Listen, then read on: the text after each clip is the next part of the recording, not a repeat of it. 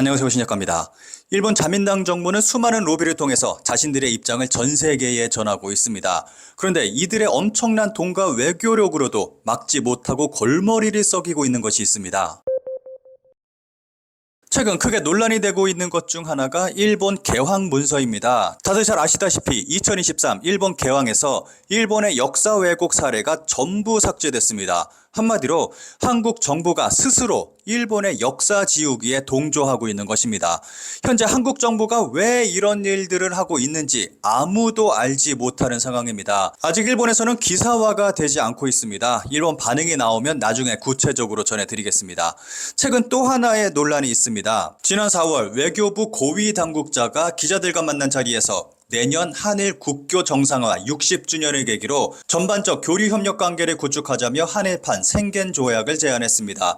외교부 측은 이 당국자의 발언에 대해서 개인적인 구상을 말씀하신 것으로 알고 있다라며 한일 간 구체적인 논의가 있는 것은 아니라는 입장을 표했습니다. 하지만 이 소식이 알려지자 크게 논란이 되고 있습니다. 더불어민주당의 김준혁 의원은 자신의 SNS에 이 방안이 실행될 경우 일본 사람들이 여권 없이도 신분증만으로 내국인 창구로 입국할 수 있게 된다. 일본인에게 독도를 자신의 안방 드나들듯이 개방할 속셈인가? 라고 목소리를 높였습니다. 호사카 유지 교수님은 자신의 유튜브 채널에서 이렇게 되면 자위대가 자유롭게 한반도에 들어올 수 있는 계기가 마련된다며 우려를 표했습니다. 노컷 뉴스에서는 관련 사항에 대해 설문조사를 실시했습니다. 반대 입장이 무려 90%가 넘습니다. 반면 찬성 의견도 9%로 적지 않습니다. 한일의 가치관은 똑같다. 여권 없이 왕래해야. 한겨레 일본어판 기사입니다. 기사에 달린 일본 네티즌들의 반응을 짧게 살펴보겠습니다. 유럽에서는 육로 이동이 많아 국경 검사 자체가 없는 것 같은데 일본인도 해외에서 돌아올 때는 입국 수속이 있다. 그리고 세관이나 반입 금지품 문제도 있잖아. 설마 비행기나 배로 온 한국인이 마음대로 공항이나 항구로 나간다고? 정말 말도 안 된다. 그럼 적어도 아래의 사안을 분명히 하고 나서다. 타케시마는 역사적으로도 현재도 일본의 영토지. 소위 종군 위안부 문제는 이제 불가역적으로 이란 국가 간에는 해결됐지. 진용공 문제도 완전히 이란 국가 간에는 해결됐지. 그 밖에도 수없이 많지만 적어도 이 세 가지는 확실히 해야 진정한 교류가 있을 수 있다. 이를 보류하고 교류를 촉진해봤자 모두가 의미 없는 행동이다. 그리고 말해두지만 가치관이 완전히 같다는 건 역시 없다. 한국의 가치관은 대통령에 따라 쉽게 변하니까 똑같지 않다. 게다가 여권 없이 왕래 가능해도 한국인은 쉽게 일본에 갈 수 있기 때문에 메리트가 있지만 일본인에게는 메리트가 없다. 원래 일본인은 여권 보유율이 낮고 한국으로 여행을 가는 것은 그중 일부 한류 팬뿐. 한국인만 대량으로 일본에 올 뿐이다. 현 상태 그대로 유지하는 게 좋다. 독일 베를린시의 카이베그너 시장이 베를린과 도쿄의 자매결연 30주년을 맞아 일본을 찾았습니다. 그는 카미카와 요코 외무상과 회담하고 우리는 변화를 만드는 것이 중요하다라고 발언했습니다. 베를린시는 보도자료에서 논란이 되고 있는 베를린의 소녀상 문제에 대한 해결책을 제안했다라고 밝혔습니다. 베그너 시장은 회담에서 여성에 대한 폭력에 반대하는 기념물은 찬성하지만 일방적 표현이 있어서는 안 된다라고 언급하면서 관할 구청, 연방 정부 등 모든 관련 당사자와 대화하고 있으며 독일 주재 일본 대사도 이 논의에 참여시키겠다라고 말했습니다. 정작 피해자 쪽의 말은 듣지 않고 피의자 쪽의 말만 듣겠다는 발언입니다. 그리고 사실상 소녀상을 철거하겠다는 의미로 볼 수 있는 것입니다. 이에 독일의 시민단체와 한국 시민단체만이 아니라 일본인들도 소녀상 철거 반대 시위에 함께하고 있습니다. 유럽에 거주하고 있는 일본인과 제1동포 50여 명은 5월 24일 베를린 시청 앞에서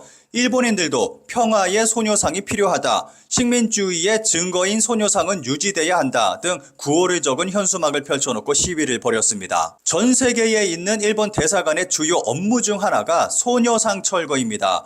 일본 정부는 소녀상 철거에 혈안이 되어 있고 엄청난 로비를 하고 있습니다. 하지만 일본 정부가 철거를 해도 계속해서 생겨나고 있는 것이 소녀상입니다. 한국인 세력은 확신범으로 게릴라 전략을 하고 있다. 세계 곳곳에서 100개 이상의 위안부상이 난립하고 있는 근본 원인. 일본이 소녀상 때문에 얼마나 골머리를 썩이고 있는지를 말해주는 기사입니다. 굉장히 긴 내용의 기사여서 간략하게 정리해서 전해드리겠습니다. 기사에서는 위안부 문제가 꼬이기 시작한 것은 고노다마 코로나 때문이라고 설명하고 있습니다. 일본 정부가 보유하고 있던 문서를 조사한 결과 위안부의 강제 연행을 뒷받침할 자료가 발견되지 않았는데도 대체로 본인들의 의사에 반해 이루어졌다며 강제성을 인정받은 것이다. 이 같은 대응은 강제성 인정과 사과를 요구해온 한국 측 입장을 바탕으로 정치적 판단으로 담겼다는 평가를 받아왔다. 증거도 없는 위안부를 고노다마에서 공식적으로 인정함으로 인해서 모든 문제가 시작됐고 지금까지 이어지고 있다는 설명입니다. 기사는 호주의 예를 들며 다음과 같은 설명을 하고 있습니다. 미국과 마찬가지로 호주에서도 한국인 커뮤니티가 일본인 커뮤니티보다 인원이 많고 정치력이 풍부하다. 그리고 이들 가운데 위안부상을 설치해 이 문제를 조명하고 일본을 폄훼하고 심지어 보상금을 물게 하려는 세력이 존재하는 한 이 문제는 없어지지 않는다. 그들은 말하자면 확신범으로 게릴라 전략에 종사하고 있으며 일본 측의 허점을 이용해 문제를 확산, 침투를 도모하고 있다고 할 수 있다. 그러면서 현재로서 일본은 소녀상 대응이 힘에 부치고 있다고 설명하고 있습니다. 인맥 구축, 정보 수집, 대외 발신, 어느 쪽이든 역부족. 세계 각국에서의 대응을 되돌아봐도 예를 들면 샌프란시스코에서는 위안부상이 갑자기 공유지에 세워지는 것이 발각돼서 총영사가 해당 시의 시장에 의사표시를 하려고 해도 평소 관계 구축이 되어 있지 않기 때문에 약속조차 잡을 수 없어 본성 정무 레벨의 분노를 샀다고 전해진다. 또 미국 뉴욕의 교과서 회사가 위안부 문제에 대해 일방적으로 기재해 항의하기 위해 총영사관원이 급하게 의사표시를 한 결과 언론 자유에 대한 침해로 받아들여져 맹반발에서 역효과를 낸 사례도 있었다는 얘기를 들었다. 매끄럽지 못한 이러한 실수가 끊이지 않는다. 바로 인맥 구축, 정보 수집, 대외 발신 어느 면에서도 전문적인 장인의 수준에 미치지 못한 상태이기 때문에 정작 중요한 시기에 위안부 문제와 같은 중대한 현안에 대해 국익에 부합하는 방향으로 사태를 움직여 나갈 수 없는 것이다. 이것이야말로 열화다. 일본 외교가 열화됐다고 설명하고 있습니다. 이렇게 말하는 것은 분명 일본의 로비와 외교가 예전 같지 않다는 것을 의미한다고 볼 수 있을 것입니다. 기사는 다음과 같이 마무리하고 있습니다. 세계 각지에 100개 이상의 위안부상이 난립, 그리고 국내외에서 위안부상은 급증해 이제는 한국, 미국, 캐나다, 호주, 중국, 대만, 독일 등 세계 곳곳에 100여 개의 위안부상이 난립하는 형국이다. 이 위안부상이 이 문제에 대해 성노예라고 하는 잘못된 인식을 유포하게 되어 일본의 만행을 세계에 알린다라는 설치자의 의도대로 국제사회에서 일본의 명예를 지속적으로 훼손하고 있는 것이다. 외교가 제 기능을 못하는 것 아니냐라는 지적을 받아도 어쩔 수 없을 것이다. 더 다양한 곳에 더 많은 소녀상이 설치되기를 간절히 희망합니다.